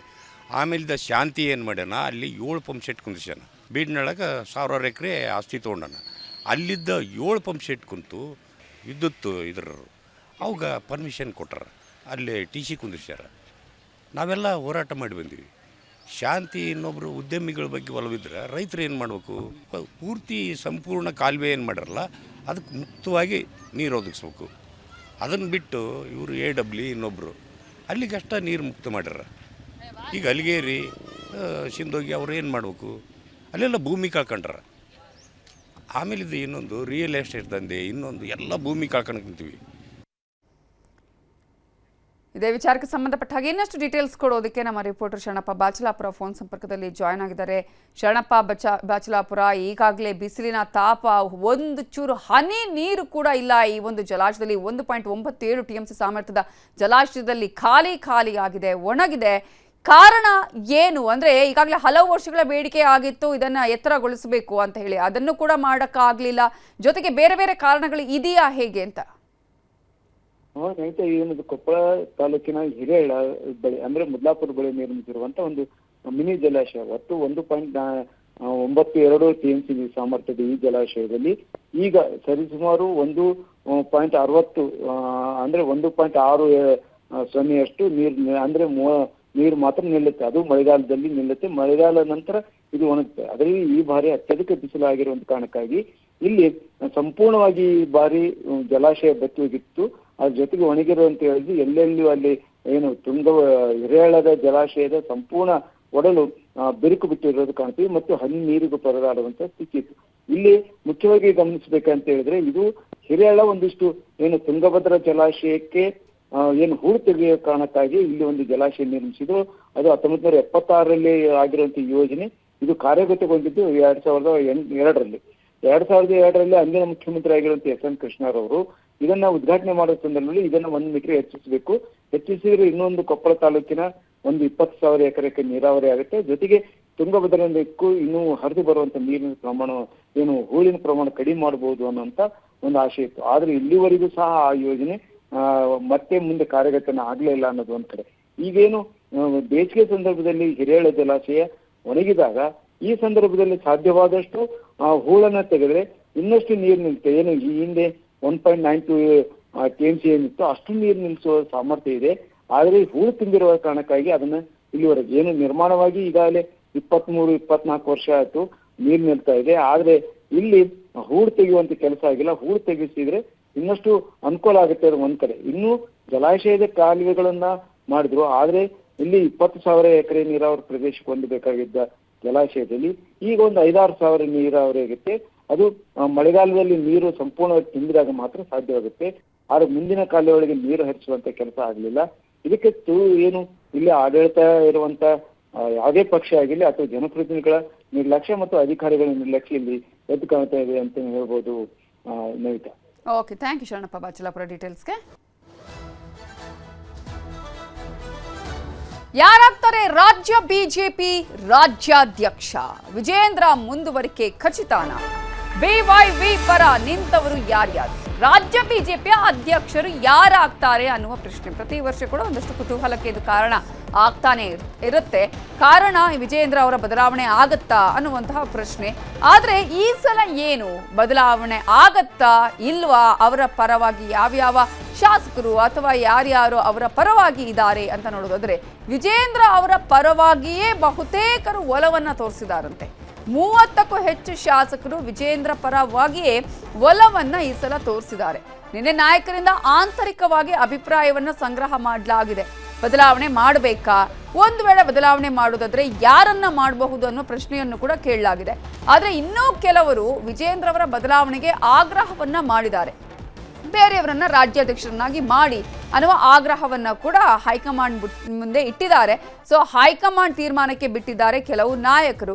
ಈಗ ಬಿಜೆಪಿ ರಾಜ್ಯಾಧ್ಯಕ್ಷರ ಬದಲಾವಣೆ ಆಗತ್ತಾ ಅಥವಾ ವಿಜೇಂದ್ರ ಅವರೇ ಮುಂದುವರಿತಾರಾ, ಅವರನ್ನೇ ಕಂಟಿನ್ಯೂ ಮಾಡುವಂತ ನಿಟ್ಟಿನಲ್ಲಿ ಹೈಕಮಾಂಡ್ ತೀರ್ಮಾನವನ್ನ ತೆಗೆದುಕೊಳ್ಳುತ್ತಾ ಅಥವಾ ಕೆಲವೊಂದಷ್ಟು ಅಸಮಾಧಾನ ಇದೆಯಲ್ಲ ಆ ಒಂದು ಹಿನ್ನೆಲೆಯಲ್ಲಿ ಬದಲಾವಣೆಯನ್ನು ಮಾಡುವಂತಹ ತೀರ್ಮಾನವನ್ನ ಹೈಕಮಾಂಡ್ ತೆಗೆದುಕೊಳ್ಳುತ್ತಾ ಅನ್ನುವಂತಹ ಪ್ರಶ್ನೆ. ಆದ್ರೆ ಈಗ ಸದ್ಯಕ್ಕೆ ಅಂತಹ ಒಂದು ಯೋಚನೆ ಹೈಕಮಾಂಡ್ಗೆ ಇದೆಯಾ ಇಲ್ವಾ ಅನ್ನೋದು ಕಾರಣ ಈಗಾಗಲೇ ಅನೇಕ ಶಾಸಕರುಗಳು ವಿಜೇಂದ್ರ ಪರವಾಗಿ ಒಲವನ್ನ ತೋರಿಸಿರೋದ್ರಿಂದ ಸುಮ್ಮನೆ ಯಾಕೆ ಮತ್ತೆ ಚೇಂಜ್ ಮಾಡಿ ಇನ್ನೊಂದಷ್ಟು ಸಮಸ್ಯೆನ ಮೈ ಮೇಲೆ ತಂದುಕೊಳ್ಳೋದು ಅನ್ನುವಂತಹ ಯೋಚನೆ ಕೂಡ ಹೈಕಮಾಂಡ್ಗೆ ಇರಬಹುದು. ಇದೇ ವಿಚಾರಕ್ಕೆ ಸಂಬಂಧಪಟ್ಟ ಹಾಗೆ ಇನ್ನಷ್ಟು ಡೀಟೇಲ್ಸ್ ಅನ್ನ ಕೊಡೋದಕ್ಕೆ ನಮ್ಮ ರಿಪೋರ್ಟರ್ ಕೃಷ್ಣ ನೇರ ಸಂಪರ್ಕದಲ್ಲಿ ಜಾಯ್ನ್ ಆಗಿದ್ದಾರೆ. ಕೃಷ್ಣ, ಪ್ರತಿ ಬಾರಿ ಕೂಡ ರಾಜ್ಯಾಧ್ಯಕ್ಷರು ಬಿಜೆಪಿ ಬದಲಾವಣೆ ಬದಲಾಗ್ತಾರಾ ಅನ್ನುವಂತಹ ಪ್ರಶ್ನೆ ಬಂದಾಗ ಮತ್ತೆ ಕಂಟಿನ್ಯೂ ಆಗಿದ್ದನ್ನು ನಾವು ನೋಡಿದ್ವಿ. ಈ ಸಲ ಏನಾದರೂ ಬದಲಾವಣೆ ಆಗುವ ಸಾಧ್ಯತೆ ಇದೆಯಾ ಅಥವಾ ಈ ಸಲ ವಿಜೇಂದ್ರ ಅವರೇ ಇರಲಿ ಅನ್ನುವಂತಹ ಒಂದು ಒಲವು ಇದೆಯಾ ಅನೇಕ ಶಾಸಕರಲ್ಲಿ? ನಮಿತಾ, ಆ ರೀತಿಯಿಂದ ಬೆಳವಣಿಗೆಗಳು ರಾಜ್ಯ ಬಿಜೆಪಿಯಲ್ಲಿ ಈಗಾಗಲೇ ಕಂಡು ಬರ್ತಾ ಇರುವಂಥದ್ದು. ಕೇಂದ್ರದ ವೀಕ್ಷಕರ ತಂಡ ನಿನ್ನೆ ರಾಜ್ಯಕ್ಕೆ ಬಂದು 30 ಜನ ರಾಜ್ಯದ ಆಯ್ದ ನಾಯಕರ ಜೊತೆಗೆ ಅಭಿಪ್ರಾಯ ಕೊಡುವ ಸಂಗ್ರಹ ಕೂಡ ಮಾಡಿರುವಂಥದ್ದು. ಕೆಲವೊಂದಷ್ಟು ಜನ ನಾಯಕರುಗಳು ವಿಜೇಂದ್ರ ವಿರುದ್ಧವಾಗಿ ಅಭಿಪ್ರಾಯವನ್ನು ವ್ಯಕ್ತಪಡಿಸಿದರೆ, ಕೆಲ ನಾಯಕರುಗಳು ಹೈಕಮಾಂಡ್ ನಾಯಕರ ನಿರ್ಧಾರಕ್ಕೆ ಬದ್ಧ ಅನ್ನೋ ಮಾತಕ್ಕೆ ಬಂದಿರುವಂಥದ್ದು. ಕೆಲ ನಾಯಕರುಗಳು ಇಲ್ಲೊಂದು ಕಡೆ ವಿಜೇಂದ್ರ ಅವರನ್ನೇ ಮುಂದುವರಲಿ ಅನ್ನೋ ಒಂದು ಮಾತನ್ನು ಕೂಡ ಹೇಳಿರುವಂಥದ್ದು. ಒಂದು ಕಡೆ ಈಗಾಗಲೇ ವಿಜೇಂದ್ರ ಅವರನ್ನ ಬದಲಾವಣೆ ಮಾಡಬೇಕು ನಿಟ್ಟಿನಲ್ಲಿ ಕೂಡ ಬಿಜೆಪಿ ರೆಬಲ್ ನಾಯಕರಾಗಿರ್ತಕ್ಕಂಥ ರಮೇಶ್ ಜಾರಕಿಹೊಳಿ ಸೇರಿದಂತೆ ಒಂದಷ್ಟು ಜನ ನಾಯಕರುಗಳು ಈಗಾಗಲೇ ಅಭಿಪ್ರಾಯವನ್ನು ಕೂಡ ವ್ಯಕ್ತಪಡಿಸಿದ್ದಾರೆ. ಯಾಕಂದ್ರೆ ಈಗಾಗಲೇ ಅಪ್ಪ ಆಯಿತು ಅಂದರೆ ಮಗ ಆಯಿತು ಅಂತಂದ್ರೆ ಅವರು ಅನ್ನೊಂದು ಕಾರಣಕ್ಕೋಸ್ಕರವಾಗಿ ಕುಟುಂಬ ರಾಜಕಾರಣ ಆಗ್ತಾ ಇದೆ. ಹಾಗಾಗಿ ಎಲ್ಲೋ ಒಂದು ಕಡೆ ಹಿರಿಯರಿಗೆ ಅವಕಾಶನ ಮಾಡಿಕೊಡ್ಬೇಕು, ಹೀಗಾಗಿ ಅವ್ರನ್ನ ಬದಲಾವಣೆ ಮಾಡಬೇಕು ನಿಟ್ಟಿನಲ್ಲಿ ಕೆಲ ನಾಯಕರುಗಳು ಕೂಡ ಈಗಾಗಲೇ ಡಿಮ್ಯಾಂಡ್ ಅನ್ನು ಮಾಡಿರುವಂಥದ್ದು. ಮತ್ತೆ ಕೇಂದ್ರದ ವೀಕ್ಷಕರ ತಂಡ ಕೂಡ ಎಲ್ಲೊಂದು ಕಡೆಗೆ ರಾಜ್ಯ ನಾಯಕರಿಗೆ 3 ಪ್ರಶ್ನೆಗಳನ್ನು ಕೇಳಿರುವಂಥದ್ದು. ಅಂದ್ರೆ ವಿಜೇಂದ್ರ ಅವರನ್ನ ಹೊರತುಪಡಿಸಿ ಲಿಂಗಾಯತರಲ್ಲಿ ಯಾರನ್ನ ನೇಮಕವನ್ನ ಮಾಡಬಹುದು ಅಥವಾ ಮುಖ್ಯವಾಗಿ SC ಆಗಿರ್ಬೋದು, ಮತ್ತೊಂದು ಕಡೆ OBC ನಲ್ಲಿ ಯಾರನ್ನ ನೇಮಕ ಮಾಡಿದ್ರೆ ಒಳ್ಳೆಯದು, ಮತ್ತೆ ಪಕ್ಷಕ್ಕೆ ಯಾವ ರೀತಿಯ ಲಾಭ ಆಗುತ್ತೆ ಅನ್ನೋ ನಿಟ್ಟಿನಲ್ಲಿ ಕೂಡ ಪ್ರಶ್ನೆ ಮಾಡಿದ ಸಂದರ್ಭದಲ್ಲಿ ಎಲ್ಲೊಂದು ಕಡೆ ಬಿಜೆಪಿ ವಿಜೇಂದ್ರ ಅವರ ವಿರೋಧಿ ಬಣ ಎಲ್ಲೊಂದು ಕಡೆಗೆ ಒಂದಷ್ಟು ಹೇಳಿಕೆಯನ್ನು ಕೊಟ್ಟಿರತಕ್ಕಂಥದ್ದು, ಅಭಿಪ್ರಾಯವನ್ನು ಕೂಡ ವ್ಯಕ್ತಪಡಿಸಿರುವಂಥದ್ದು. ವಿಜೇಂದ್ರ ಅವರನ್ನು ಹೊರತುಪಡಿಸಿ ಎಲ್ಲೊಂದು ಕಡೆ ಕೇಂದ್ರ ಸಚಿವ ವಿ ಸೋಮಣ್ಣ ಅವರು ಕೂಡ ಹೆಸರು ಅಲ್ಲಿ ಮೆನ್ಷನ್ ಮಾಡಿದ್ದಾರೆ ಲಿಂಗಾಯತ ಸಮುದಾಯದಲ್ಲಿ. ಮತ್ತೊಂದು ಕಡೆ SC ಇಂದ ಎಲ್ಲೊಂದು ಕಡೆಗೆ ಅರವಿಂದ್ ಲಿಂಬಾವಳಿ ಹೆಸರಾಗಿರ್ಬೋದು, ಮತ್ತೊಂದು ಕಡೆ OBC ಇಂದ ಈಗಾಗಲೇ ಕುಮಾರ್ ಬಂಗಾರಪ್ಪ ಅವ್ರನ್ನ ಹೆಸರನ್ನು ಕೂಡ ಈಗಾಗಲೇ ಸೂಚಿಸಿದ್ದಾರೆ ಅನ್ನೋದು ಕೂಡ ಹೇಳಲಾಗ್ತಾ ಇದೆ. ನಾವೇನು ಲಿಂಗಾಯತ ವಿರೋಧಿಗಳಲ್ಲ, ಆದರೆ ಯಡಿಯೂರಪ್ಪ ಮತ್ತೆ ಅವರ ಮಗ ವಿಜೇಂದ್ರನ ಕಾರಣಕ್ಕೋಸ್ಕರ ಬಗ್ಗೆ ಮಾತ್ರ ವಿರೋಧವನ್ನು ಮಾಡ್ತಾ ಇದ್ದೀವಿ. ಒಂದು ವೇಳೆ ಏನಾದರೂ ಸೋಮಣ್ಣವ್ರಿಗೂ ಕೂಡ ಕೊಟ್ಟಿಲ್ಲ ಅಂತಂದ್ರೆ ಮತ್ತೊಮ್ಮೆ ಯಡಿಯೂರಪ್ಪನವ್ರನ್ನೇ ಮತ್ತೆ ರಾಜ್ಯ ರಾಜಕಾರಣಕ್ಕೆ ತಂದು ಅವ್ರನ್ನೇ ಅಧ್ಯಕ್ಷರಾಗಿ ಮಾಡಿ ಅನ್ನೋ ಮಾತನ್ನ ರಮೇಶ್ ಜಾರಕಿಹೊಳಿ ಎಲ್ಲೋ ಒಂದು ಕಡೆ ನಿನ್ನೆ ಅಭಿಪ್ರಾಯ ಸಂಗ್ರಹದ ವೇಳೆ ಹೇಳಿದ್ದಾರೆ ಅನ್ನುವಂಥದ್ದು. ಮತ್ತೊಂದು ಕಡೆ ಕೆಲ ಶಾಸಕರು ವಿಜೇಂದ್ರನ ಮುಂದುವರಿಸಬೇಕು ನಿಟ್ಟಿನಲ್ಲಿ ಕೂಡ ಈಗಾಗಲೇ ಅಭಿಪ್ರಾಯವನ್ನು ಕೂಡ ವ್ಯಕ್ತಪಡಿಸಿದ್ದಾರೆ. ಈಗ ಎಲ್ಲನೂ ಕೂಡ ಸರಿ ಆಗ್ತಾ ಇದೆ. ಈಗಾಗಲೇ ನವೆಂಬರ್ ಬಂದ್ರೆ 3 ವರ್ಷಗಳು ಕೂಡ ಅವರು ತುಂಬ್ತಾ ಇದೆ. 3 ವರ್ಷ ರಾಜ್ಯಾಧ್ಯಕ್ಷರಾಗಿ ಚೆನ್ನಾಗಿ ಕೆಲಸವನ್ನು ಮಾಡ್ಕೊಂಡು ಹೋಗ್ತಾ ಇದ್ದಾರೆ. ಮತ್ತೆ ಈ ಲಿಂಗಾಯತ ಸಮುದಾಯದವರು ಇರಬೇಕು ರಾಜ್ಯ ಬಿಜೆಪಿಗೆ. ಈಗಾಗಲೇ ಕಾಂಗ್ರೆಸ್ನಲ್ಲೂ ಕೂಡ ಲಿಂಗಾಯತರ ದೊಡ್ಡ ಮಟ್ಟದ ಪರಿಸ್ಥಿತಿ ಸಮಸ್ಯೆಯನ್ನು ಕೂಡ ಎದುರಿಸ್ತಾ ಇದ್ದಾರೆ. ಲಿಂಗಾಯತರ ಕಡೆಗಣನೆ ಕೂಡ ಆಗ್ತಾ ಇದೆ. ಹೀಗಾಗಿ ಅವರು ವಿಜೇಂದ್ರ ಅವ್ರಿಗೆ ಅಧ್ಯಕ್ಷ ಸ್ಥಾನ ಮುಂದುವರಿಸಿಕೊಂಡು ಹೋಯಿತು ಅಂತಂದ್ರೆ ನಮ್ಗೆಲ್ಲರಿಗೂ ಕೂಡ ಅನುಕೂಲ ಆಗುತ್ತೆ. ಮತ್ತೆ 2028ರ ಚುನಾವಣೆಗೂ ಕೂಡ ಲಿಂಗಾಯತರೆಲ್ಲರೂ ಕೂಡ ಬಿಜೆಪಿ ಪರವಾಗಿ ನಿಲ್ತಾರೆ. ಮತ್ತೆ ಎಲ್ಲಾ ಸಮುದಾಯಗಳನ್ನು ಕೂಡ ಒಟ್ಟಾಗಿ ಕೆಲಸ ಮಾಡ್ಕೊಂಡು ಹೋಗ್ತಾರೆ. ಮತ್ತೆ ಈಗಿರ್ತಕ್ಕಂಥ ಒಂದಷ್ಟು ವಿರೋಧ ವ್ಯಕ್ತಪಡಿಸಿದ್ದಾರೆ.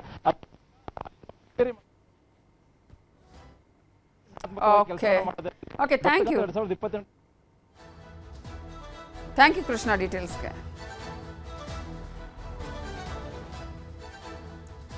ರಾಜ್ಯ ಕಾಂಗ್ರೆಸ್ನಲ್ಲಿ ಮತ್ತೆ ಕುರ್ಚಿ ಕಸರತ್ತು. ಸಚಿವ ಸ್ಥಾನಕ್ಕಾಗಿ ಹಿರಿಯ ಶಾಸಕರ ಲಾಬಿ, ಆಪ್ತರ ಮೂಲಕ ಮಂತ್ರಿ ಸ್ಥಾನಕ್ಕೆ ಗಾಳ ಹಾಕ್ತಾ ಇದ್ದಾರೆ. ಈಗಾಗಲೇ ಸಚಿವ ಸಂಪುಟ ಪುನಾರಚನೆಯ ವಿಚಾರ ಕಾಂಗ್ರೆಸ್ನಲ್ಲಿ ಈಗ ಬಹಳ ಜೋರಾಗಿ ಬೆಳವಣಿಗೆಗಳು ನಡೀತಾ ಇದೆ. ತಮಗೆ ಬೇಕು ಈ ಸಲ ನಮಗೆ ಸಚಿವ ಸಂಪುಟದಲ್ಲಿ ಸೇರಿಸಿಕೊಳ್ಳಲೇಬೇಕು ಅನ್ನುವಂತಹ ಹಿನ್ನೆಲೆಯಲ್ಲಿ ಅನೇಕರು ಲಾಬಿ ಮಾಡ್ತಾ ಇದ್ದಾರೆ, ದೆಹಲಿಗೆ ಹೋಗ್ತಾ ಇದ್ದಾರೆ, ತಮ್ಮ ಆಪ್ತರ ಮೂಲಕ ಮಂತ್ರಿ ಸ್ಥಾನಕ್ಕೆ ಗಾಳವನ್ನ ಹಾಕ್ತಾ ಇದ್ದಾರೆ. ಹೈಕಮಾಂಡ್ ಭೇಟಿಗೆ ಈಗ ಮುಂದಾಗಿದ್ದಾರೆ ರಿಜ್ವಾನ್ ಅರ್ಷದ್ ಅವರು. ಸಚಿವ ಕೃಷ್ಣ ಬೈರೇಗೌಡ ಅವರ ಮೂಲಕ ವರಿಷ್ಠರ ಭೇಟಿಗೆ ರಿಜ್ವಾನ್ ಅರ್ಷದ್ ಅವರು ಪ್ರಯತ್ನವನ್ನ ಪಡ್ತಿದ್ದಾರೆ. ಶಾಸಕ ಯಾಸಿರ್ ಪಠಾಣ್, ಶ್ರೀನಿವಾಸ್ ಮಾನೆ ಕೂಡ ಇವರಿಗೆ ಸಾಥನ್ನ ಕೊಟ್ಟಿದ್ದಾರೆ. ಈ ಮೂಲಕ ಈ ಸಲ ಸಚಿವ ಆಕಾಂಕ್ಷಿಗಳ ಸಂಖ್ಯೆ ಬಹಳ ದೊಡ್ಡದಿದೆ. ಅದರಲ್ಲೂ ಹಿರಿಯ ಶಾಸಕರುಗಳು ಈ ಸಲ ನಮಗೆ ಸಚಿವ ಸ್ಥಾನ ಸಿಗಲೇಬೇಕು ಅಂತ ಹೇಳಿ ದೆಹಲಿ ಪರೇಡ್ ಅನ್ನ ಮಾಡ್ತಾ ಇರೋದನ್ನ ಕೂಡ ನಾವು ಗಮನಿಸ್ತಾನೆ ಇದ್ದೀವಿ. ಈಗ ಬೇಗ ಸಚಿವ ಸಂಪುಟ ಪುನರಚನೆ ಆಗ್ಬೇಕನ್ನೋ ಒತ್ತಡವನ್ನು ಕೂಡ ಹೇರ್ತಾ ಇದ್ದಾರೆ. ಮಲ್ಲಿಕಾರ್ಜುನ ಖರ್ಗೆ ಅವರನ್ನ ಕೂಡ ಭೇಟಿ ಮಾಡ್ತಾ ಇದ್ದಾರೆ. ಆಗಿಂದಾಗೆ ಒಂದೊಂದು ನಿಯೋಗ ತರ ಹೋಗ್ತಾ ಇದ್ದಾರೆ. 30-35 ಶಾಸಕರು, 12 ಶಾಸಕರುಗಳು ಈ ರೀತಿಯಾಗಿ ನಮಗೆ ಸಚಿವ ಸ್ಥಾನ ಕೊಡಬೇಕು, ಈ ಸಲ ನಮ್ಮನ್ನ ಪರಿಗಣನೆಗೆ ತೆಗೆದುಕೊಳ್ಬೇಕು ಅಂತ ಹೇಳಿ ಪರೇಡ್ ಮೂಲಕ ಅಥವಾ ದೆಹಲಿಯ ಒಂದು ನಿಯೋಗದ ತರ ಹೋಗ್ತಾ ಅಲ್ಲಿ ಬೇಡಿಕೆಗಳನ್ನ ಇಡ್ತಿದ್ದಾರೆ. ಮತ್ತೊಂದು ಕಡೆ ಕೆಲವರು ತಾವೇ ಖುದ್ದಾಗಿ ಒಂದಷ್ಟು ಲಾಬಿ ಮಾಡುವ ಕೆಲಸವನ್ನ ಮಾಡ್ತಾ ಇದ್ದಾರೆ. ಕೆಲವು ತಮ್ಮ ಆಪ್ತರುಗಳ ಮೂಲಕ ಹೇಳಿಸುವ ಕೆಲಸವನ್ನ ಮಾಡ್ತಿದ್ದಾರೆ.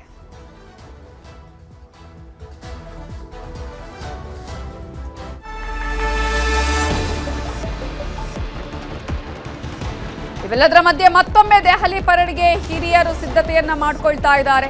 ಶೀಘ್ರದಲ್ಲೇ 35ಕ್ಕೂ ಹೆಚ್ಚು ಶಾಸಕರು ದೆಹಲಿಗೆ ಭೇಟಿ ಕೊಡಲಿದ್ದಾರೆ.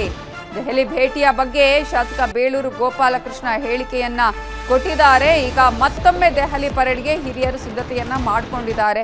ಈಗ ಒಂದು ಸಲ ಹೋಗಿ ಆಯಿತು, ಈಗ ಮತ್ತೆ ಎರಡನೇ ಸಲ ಈಗ ಹಿರಿಯ ಶಾಸಕರು ದೆಹಲಿಗೆ ಹೋಗಲಿದ್ದಾರೆ. ಹೋಗೋ ಕಾರ್ಯಕ್ರಮನ ಕೇರಳದ ಮುಖ್ಯಮಂತ್ರಿಗಳು ಆಯ್ಕೆ ಆದ್ಮೇಲೆ ಹೋಗ್ಬೇಕಂತಿತ್ತು. ಮುಖ್ಯಮಂತ್ರಿಗಳು ಆಯ್ಕೆ ಆಗಿದೆ. ಬಹುಶಃ ಒಂದು 2-3 ದಿವಸದಲ್ಲಿ ಮೀಟಿಂಗ್ ಮಾಡಿ ಸುಮಾರು ಒಂದು 30-35 ಜನ ನಾವು ಡೆಲ್ಲಿ ಹೋಗ್ತಾ ಇದ್ದೀವಿ. ಈ ಸರಿ ಮಾಡುವ ಮಡಿ ಅಂತಾರಲ್ಲ ಹಾಗೆ ಆ ಥರ ನಮ್ಮ ನಿರ್ಧಾರಗಳನ್ನು ಗಟ್ಟಿ ಇಟ್ಕೊಂಡಿದ್ದೀವಿ. ಯಾಕಂದರೆ 3 ವರ್ಷ ಆಗ್ತಾ ಬಂತು, ಇವತ್ತಿಗೂ ಯಾರು ಅದ್ರ ಬಗ್ಗೆ ಚಕ್ರ ಎತ್ತಾ ಇಲ್ಲ. ಮಾನ್ಯ ಮುಖ್ಯಮಂತ್ರಿಗಳು ಮೊನ್ನೆ ಹೇಳಿದ್ದಾರೆ, ನಾವು ಮಾಡ್ತೀವಿ, ಸಂಪುಟ ವಿಸ್ತರಣೆ ಇದೆ, 15 ಜನರ ತೊಗೊಳ್ತೀವಿ ಅಂತ ಹೇಳಿದ್ದಾರೆ. ನಾವು ಒಂದು 20 ಜನರ ಮೇಲೆ ತಗೊಳ್ಬೇಕಂತ ನಾವು ಹೇಳಿದ್ದೀವಿ. ನಾವು ಡೆಲ್ಲಿ ಹೋಗೋದು ಬಹುಶಃ 28-29 ಡೆಲ್ಲಿ ಹೋಗ್ಬೇಕಂತ ತೀರ್ಮಾನ ಮಾಡಿದ್ದೀವಿ. ಡೆಲ್ಲಿ ಹೋಗೋ ಕಾರ್ಯಕ್ರಮನ ಕೇರಳದ ಇದೇ ವಿಚಾರಕ್ಕೆ ಸಂಬಂಧಪಟ್ಟ ಹಾಗೆ ಇನ್ನಷ್ಟು ಡೀಟೇಲ್ಸ್ ಅನ್ನ ಕೊಡೋದಕ್ಕೆ ನಮ್ಮ ರಿಪೋರ್ಟರ್ ಹೆಬ್ಬಾಕ ತಿಮ್ಮೇಗೌಡರು ಈಗ ನೇರ ಸಂಪರ್ಕದಲ್ಲಿ ಜಾಯ್ನ್ ಆಗಿದ್ದಾರೆ. ತಿಮ್ಮೇಗೌಡ್ರೆ, ಈಗಾಗಲೇ ಒಂದು ನಿಯೋಗ ಅಂತೂ ಆಲ್ರೆಡಿ ಹೋಗಿ ಭೇಟಿ ಮಾಡಿದೆ. ಈಗ ಎರಡನೇ ಬಾರಿಗೆ ಹಿರಿಯ ಶಾಸಕರುಗಳು ಹೋಗಿ ಮತ್ತೆ ಒತ್ತಡ ಹೇರುವಂತಹ ಕೆಲಸ ಈ ಸಲ ಈಗಾಗಲೇ ಬೇಳೂರು ಹೇಳ್ತಾ ಇದ್ರು, ಮಾಡು ಅಥವಾ ಮಡಿ ಆಗ್ಲೇಬೇಕು ಈ ಸಲ ಅಂತ ಹೇಳಿ. ಸೊ ಆ ರೀತಿಯಲ್ಲಿ ಒತ್ತಡ ಹೇರುವಂತಹ ಕೆಲಸ ಮಾಡ್ತಾರಾ?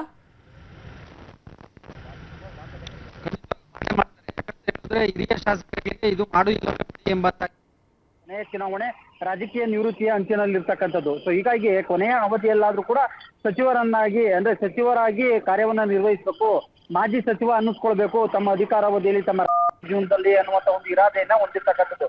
ಸೊ ಹೀಗಾಗಿ ಒಗ್ಗಟ್ಟು ಪ್ರದರ್ಶನ ಮಾಡಿರ್ತಕ್ಕಂಥ 38ಕ್ಕೂ ಹೆಚ್ಚು ಮಂದಿ ಹಿರಿಯ ಶಾಸಕರುಗಳು ಮೊನ್ನೆಯಷ್ಟೇ ಅಂದ್ರೆ ಕಳೆದ 1 ತಿಂಗಳ ಹಿಂದಷ್ಟೇ ನವದೆಹಲಿಗೆ ತೆರಳಿ ಕರ್ನಾಟಕ ಭವನದಲ್ಲಿ ಪರೇಡ್ ಮಾಡೋದ್ರ ಮುಖಾಂತರ ಎಐಸಿಸಿ ಅಧ್ಯಕ್ಷ ಮಲ್ಲಿಕಾರ್ಜುನ ಖರ್ಗೆ ಸೇರಿದಂತೆ ಎಐಸಿಸಿ ನಾಯಕರನ್ನ ಭೇಟಿ ಮಾಡಿದ್ರು. ಇದೀಗ ನಾಯಕತ್ವ ಬದಲಾವಣೆಯ ಹೊಸ್ತಿಲಲ್ಲಿ ಸಚಿವ ಸಂಪುಟ ಪುನರಚನೆ ವಿಶ್ವಾಸದಲ್ಲಿರ್ತಕ್ಕಂಥ ಇಲ್ಲಿ ಹಿರಿಯ ಶಾಸಕರು ಏನೋ ಸಂಪುಟ ಪುನರಚನೆ ಆಗ್ಬೋದು ಅನ್ನುವಂತ ಒಂದು ನಿರೀಕ್ಷೆಯಲ್ಲಿದ್ದಾರೆ. ಹೀಗಾಗಿ ಸಂಪುಟ ಪುನರಚನೆ ಆದ್ರೆ ನಮಗೂ ಕೂಡ ಒಂದು ಅವಕಾಶವನ್ನು ಅನ್ನುವಂತ ನಿಟ್ಟಿನಲ್ಲಿ ಸಮಾನ ಮನಸ್ಕರ ಶಾಸಕರ ತಂಡವೊಂದು ಇದೀಗ ಸಚಿವ ಕೃಷ್ಣ ಬೈರೇಗೌಡರ ನೇತೃತ್ವದಲ್ಲಿ ನವದೆಹಲಿಗೆ ಪ್ರಯಾಣವನ್ನ ಬೆಳೆಸಿದೆ. ಸಚಿವ ಕೃಷ್ಣ ಬೈರೇಗೌಡ ನೇತೃತ್ವದಲ್ಲಿ ಏನು ಶಾಸಕರಾಗಿರ್ತಕ್ಕಂಥ ರಿಜ್ವಾನ್ ಅರ್ಷದ್, ಶ್ರೀನಿವಾಸ್ ಮಾನೆ, ಯಾಸೀರ್ ಖಾನ್ ಪಠಾಣ್ ಸೇರಿದಂತೆ ಸುಮಾರು 5 ಮಂದಿ ಶಾಸಕರುಗಳು ಇವತ್ತು ನವದೆಹಲಿಗೆ ಪ್ರಯಾಣವನ್ನ ಬೆಳೆಸಿರುವಂತ ಅಂದ್ರೆ ನವದೆಹಲಿಗೆ ತೆರಳಿ ಅಲ್ಲಿ ಎಐಸಿಸಿ ನಾಯಕರನ್ನ ಭೇಟಿ ಮಾಡಿದ್ದಾರೆ. ಇದು ಒಂದ್ ಕಡೆ ಆದ್ರೆ ಇನ್ನ 28-29ನೇ ತಾರೀಕೊಳಗಾಗಿ 35ಕ್ಕೂ ಹೆಚ್ಚು ಮಂದಿ ಶಾಸಕರುಗಳು ನಾವು ನವದೆಹಲಿಗೆ ತೆರಳುತ್ತೀವಿ ಎನ್ನುವಂತ ಮಾತನ್ನ ಬೇಳೂರು ಗೋಪಾಲ್ ಕೃಷ್ಣ ಅವರು ಹೇಳಿರ್ತಕ್ಕಂಥದ್ದು. ರಾಜ್ಯ ಸರ್ಕಾರದ ನವದೆಹಲಿ ವಿಶೇಷ ಪ್ರತಿನಿಧಿ ಟಿ.ಬಿ. ಜಯಚಂದ್ರ ಮತ್ತೆ ರಾಜ್ಯ ಸರ್ಕಾರದ ಮುಖ್ಯ ಸಚೇತಕ ಅಶೋಕ್ ಪಟ್ಟಣ್ ನೇತೃತ್ವದಲ್ಲಿ 35ಕ್ಕೂ ಹೆಚ್ಚು ಮಂದಿ ಶಾಸಕರುಗಳು ನವದೆಹಲಿಗೆ ತೆರಳಿ ಆ ಮೂಲಕವಾಗಿ ಎಐಸಿಸಿ ಅಧ್ಯಕ್ಷ ಮಲ್ಲಿಕಾರ್ಜುನ್ ಖರ್ಗೆ ಅಥವಾ ಇಲ್ಲವೇ ರಾಹುಲ್ ಗಾಂಧಿ ಅವರನ್ನ ಭೇಟಿ ಮಾಡೋದ್ರ ಮುಖಾಂತರ ಸಂಪುಟ ಪುನರಚನೆಯನ್ನ ಮಾಡಿ ನಮ್ಗೆ ಅವಕಾಶವನ್ನ ಮಾಡ್ಕೊಡ್ಬೇಕು, ಕನಿಷ್ಠ 20 ಮಂದಿ ಸಚಿವರನ್ನ ಸಚಿವ ಸಂಪುಟದಿಂದ ಕೈ ಬಿಟ್ಟು ಹಿರಿಯ ಸಚಿವರು ಮತ್ತೆ 2-3 ಬಾರಿ ಗೆದ್ದಿರ್ತಕ್ಕಂಥ ಸಚಿವರಿಗೂ ಕೂಡ ಅವಕಾಶವನ್ನ ಮಾಡ್ಕೊಡ್ಬೇಕು. ಈ ಮೂಲಕವಾಗಿ 2028 ಚುನಾವಣೆಯಲ್ಲಿ ಪಕ್ಷ ಅಧಿಕಾರಕ್ಕೆ ನೋಡ್ಕೊಳ್ಬೇಕು. ಇಲ್ಲದೇ ಇದ್ರೆ ಇದು ಆಡಳಿತಾತ್ಮಕವಾಗಿ ಮತ್ತೆ ಪಕ್ಷ ಸಂಘಟನೆಯಲ್ಲಿ ಇದು ಸಾಕಷ್ಟು ಅಡಚಣೆ ಆಗುತ್ತೆ ಎನ್ನುವಂತ ಒಂದು ಮನವರಿಕೆಯನ್ನ ಮಾಡ್ಕೊಡೋದಕ್ಕೆ ಈಗ ಹಿರಿಯ ಶಾಸಕರು ಮುಂದಾಗಿರ್ತಕ್ಕಂಥದ್ದು. ಸೊ ಈ ಎಲ್ಲಾ ಬೆಳವಣಿಗೆಗಳ ನಡುವೆ ಈಗ ರಾಜ್ಯಸಭಾ ಚುನಾವಣೆ ಎದುರಾಗಿರ್ತಕ್ಕಂಥ ಹಿನ್ನೆಲೆಯಲ್ಲಿ ಸಹಜವಾಗಿ ರಾಜ್ಯ ಸರ್ಕಾರಕ್ಕೆ ಒಂದಿದೆ, ಅದರಲ್ಲೂ ಕೂಡ ಮುಖ್ಯಮಂತ್ರಿ ಸಿದ್ದರಾಮಯ್ಯ, ಉಪಮುಖ್ಯಮಂತ್ರಿ ಡಿ.ಕೆ. ಶಿವಕುಮಾರ್ ಮತ್ತೆ ಎಐಸಿಸಿ ನಾಯಕರಿಗೆ ಒಂದು ಕೊಂಚ ಆತಂಕ ಶುರುವಾಗಿರ್ತಕ್ಕಂಥದ್ದು. ಒಂದೆಡೆ ಏನಾದ್ರೂ ಈ ಹಂತದಲ್ಲಿ ಸಚಿವ ಸಂಪುಟ ಪುನರಚನೆಯನ್ನ ಮಾಡಿದ್ದೇ ಆಗಿದ್ದಲ್ಲಿ ಸಚಿವ ಸ್ಥಾನ ವಂಚಿತ ಅಥವಾ ಸಚಿವ ಸ್ಥಾನವನ್ನ ಕಳ್ಕೊಂಡಿರ್ತಕ್ಕಂಥ ಮಾಜಿ ಸಚಿವರು ಮತ್ತೆ ಶಾಸಕರುಗಳು ರಾಜ್ಯಸಭೆ ಮತ್ತೆ ವಿಧಾನ ಪರಿಷತ್ ಚುನಾವಣೆಯಲ್ಲಿ ಅಡ್ಡ ಮತದಾನ ಮಾಡುವಂತ ಒಂದು ಆತಂಕ ಎದುರಾಗಿರ್ತಕ್ಕಂಥದ್ದು. ಸೊ ಹೀಗಾಗಿ ನಮ್ಮ ನ್ಯೂಸ್ 18ಗೆ ಲಭ್ಯ ಆಗಿರ್ತಕ್ಕಂಥ ಮಾಹಿತಿ ಪ್ರಕಾರ ಜೂನ್ 18ರ ಬಳಿಕ ರಾಜ್ಯಸಭಾ ಚುನಾವಣೆ ಮುಗಿದ ಬಳಿಕ ಸಂಪುಟ ಪುನರಚನೆ ಮಾಡುವಂತ ಒಂದು ಸಾಧ್ಯತೆಗಳಿದಾವೆ ಅನ್ನುವಂತ ಒಂದು ಮಾಹಿತಿ ದೆಹಲಿ ಮೂಲಗಳಿಂದ ತಿಳಿದು ಬಂದಿರುವಂತದ್ದು. ಲವಿತಾ ಜೈನ್. ಥ್ಯಾಂಕ್ ಯು ತಿಮ್ಮೇಗೌಡ್ರೆ ಡೀಟೇಲ್ಸ್ಗೆ. ಸಿದ್ದರಾಮಯ್ಯ ಸರ್ಕಾರದಿಂದ ಮತ್ತೊಂದು ವಿವಾದ. ಹಿಜಾಬ್ ನಿಷೇಧ ವಾಪಸ್ ಬೆನ್ನಲ್ಲೇ ಇದೀಗ ಮತ್ತೊಂದು ನಿರ್ಧಾರವನ್ನ ಮಾಡಲಾಗಿದೆ. ಅದು ಸಚಿವ ಸಂಪುಟ ಸಭೆ ತೆಗೆದುಕೊಂಡಂತಹ ನಿರ್ಧಾರ. ಲಾಡ್ಲೆ ಮಶಾಕ್ ದರ್ಗಾ ಗಲಾಟೆಯ ಕೇಸನ್ನ ವಾಪಸ್ ಪಡೆಯೋದಕ್ಕೆ ಸಚಿವ ಸಂಪುಟ ಸಭೆಯಲ್ಲಿ ನಿರ್ಧಾರವನ್ನ ಕೈಗೊಳ್ಳಲಾಗಿದೆ. ಕಲಬುರಗಿ ಜಿಲ್ಲೆಯ ಆಳಂದದ ಲಾಡ್ಲೆ ಮಶಾಕ್ ದರ್ಗಾದಲ್ಲಿ 8 ಕೇಸ್ಗಳನ್ನು ಕ್ಯಾಬಿನೆಟ್ನಲ್ಲಿ ವಾಪಸ್ ಪಡೆದಿದೆ ಸರ್ಕಾರ. ಈ ವಿಚಾರಕ್ಕೆ ಸಂಬಂಧಪಟ್ಟ ಹಾಗೆ ಕಾಂಗ್ರೆಸ್ ಏನೋ ಸಮರ್ಥನೆಯನ್ನ ಮಾಡಿಕೊಳ್ತಾ ಇದೆ. ನಾವೆಲ್ಲರೂ ಕೂಡ ಸಚಿವ ಸಂಪುಟ ಸಭೆಯಲ್ಲಿ ಇದರ ಬಗ್ಗೆ ಚರ್ಚೆಯನ್ನ ಮಾಡಿದ ನಂತರವೇ ಈ ತೀರ್ಮಾನ ತೆಗೆದುಕೊಂಡಿರುವುದು ಅಂತ. ಆದರೆ ಇಲ್ಲಿ ಬಿಜೆಪಿ ತೀವ್ರ ಆಕ್ರೋಶವನ್ನ ವ್ಯಕ್ತಪಡಿಸ್ತಾ ಇದೆ. ಈ ರೀತಿಯಾಗಿ ಓಲೈಕೆ ಮಾಡುವ ಕೆಲಸವನ್ನ ಕಾಂಗ್ರೆಸ್ ಸರ್ಕಾರ ಮಾಡ್ತಾ ಇದೆ, ತುಷ್ಟೀಕರಣದ ರಾಜಕಾರಣವನ್ನ ಕಾಂಗ್ರೆಸ್ ಮಾಡ್ತಾ ಇದೆ ಅಂತ ಬಿಜೆಪಿ ಆಕ್ರೋಶವನ್ನ ವ್ಯಕ್ತಪಡಿಸಿದೆ.